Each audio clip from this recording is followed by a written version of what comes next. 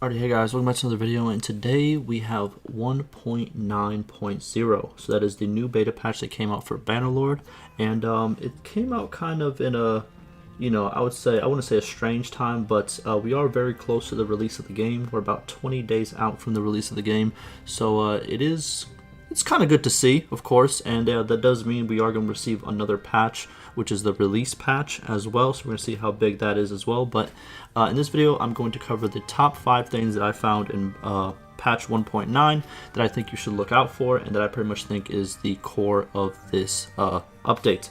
I will make a longer form video with a lot more of the actual stuff in the update, but these are just my top 5, okay? So let's do it. So first one, they added banners. So obviously Bannerlord, everyone complains, why is there no banners? They finally added banners to the game, and they are actually quite significant.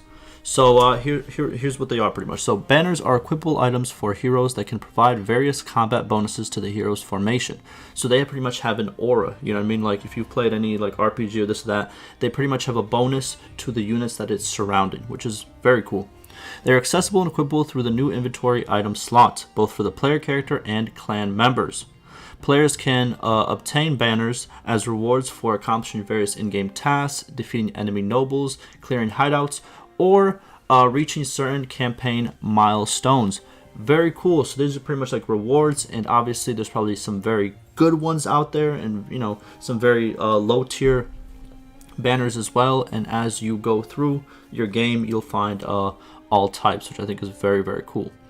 Now, AI nobles can equip and use banners. AI nobles can use tier 1 banners. AI clan leaders can use tier 2 banners, and AI faction leaders can use tier 3 banners. There you go. That's pretty much the buildup of the banners and how good they get. And then, the person who holds them has to be of a certain rank. The player character and the player's clan members can equip all tiers. There you go. And a total of 45 banners with different tiers and different effects have been added. 45. That is very, very significant. And I will try to make a video. It's probably gonna take a while to find all of them, but I'll try to make a video where I show off all of them and all their stats. I think that would be a pretty good video to make and watch. Okay, number 2, we have, this pretty much goes along with number 1, but I decided to make it number 2 because it's kind of two different things in a way. But number 2 is banner bearers. So these are the units that pretty much can carry the banners. So banner bearers are special troops that can carry a banner onto the battlefield and provide various bonuses to the other troops in their formation. So it's going to go by formation. So it's, it's like, it's technically, I don't know how you would consider it. It's an aura that only works for their formation, if that kind of makes sense. So it's a little bit different. Each formation can have a banner bearer promoted from regular troops by assigning banner-equipped heroes to the formation during the order of battle phase. In case of a banner bearer's death, their banner will stick to the ground at a 60-degree angle. Another troop in the same formation within a certain radius will take up the banner and continue to fight. That's very cool. I think that's very cool. If it falls, someone else picks it up. That's a very cool concept. The player can pick up any banner of its allied troops and provide a bonus for the formation of the banner. Yeah, so you as the player obviously can always pick it up as well. Again, very, very cool. I think the banner edition plus obviously the banner bearers, very, very, very good, and it should shut up a lot of people that have been complaining for a very long time about it. But we'll see how it plays. Next, we have added, this one's kind of like, I put it in there, but I think it's also kind of important. They added a new horse type and changed a lot of the horse stats. So they added 2 Sumpter, 1 Neutral, and 7 War Horses, 1 for each faction and 1 Neutral. So it's a bunch of horses. They added a new horse category called the Noble Mount, which is probably going to be very, very good. It's probably going to be a very, very good horse. And then after that, they changed some of the names. And there's a lot of different perk changes, how much weight they can carry, and all that stuff that is on the screen right now. And there's a lot more in the patch, which I'm going to link down below. But there's a lot of horse changes. But mainly, they added a lot of horses and changed some names and some stats as well. Next, we have the tavern and mercenaries, pretty much. So they replaced the old tavern mercenaries with 3 new mercenary troop trees. So it's not just one mercenary that's there and you can hire him or you can't hire him, whatever you want. Now there's going to be 3 options. So there's going to be the Western mercenaries, the Eastern mercenaries, and the Sword Sisters. Very cool. I don't know.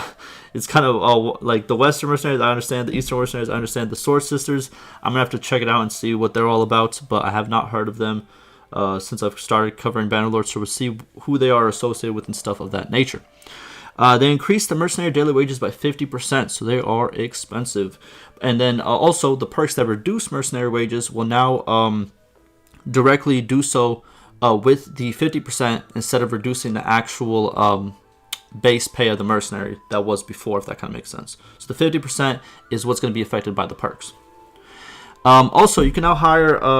You can also see the hire mercenary menu option in taverns, even when you don't have enough dinars to hire the mercenaries. Okay, that kind of makes sense. If you don't have enough, but you can still see how much they are. Very cool. More options, better. Obviously, you pay a little bit more, but you have more options. So there you go.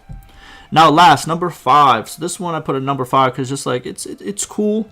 Definitely some good stuff added here, but pretty much it has to do with a lot of new things added in terms of town scenes, castle scenes, hideout scenes, and what's it called? Cloth and fur pieces for the banners that we just talked about, and also battle terrain scenes. So I'm gonna show. They showed a little map of like the battle terrain scenes that were added and where they are on the map. I would love to see if they can make a full map of all the terrains. I think that would also be very cool if they can add that to the, community and all that. But I will show off a lot of these for you guys in terms of like the town scenes and the hideout scenes.